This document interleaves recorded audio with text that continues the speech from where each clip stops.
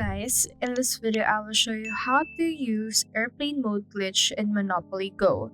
So as of right now, I have opened Monopoly Go. So the first thing you need to do is you need to set your dice multiplier to times 100 or times 1000. You need to actually risk something on that case. Once you have set that, just go right here to your Play Store and then go and install any VPN that you like. So just search in here for VPN and then install any VPN right here. Then open that particular VPN and then connect to a network that you want. Now in here, just tap to connect, and then once you have done that, you need to head over and then turn on your airplane mode right around here.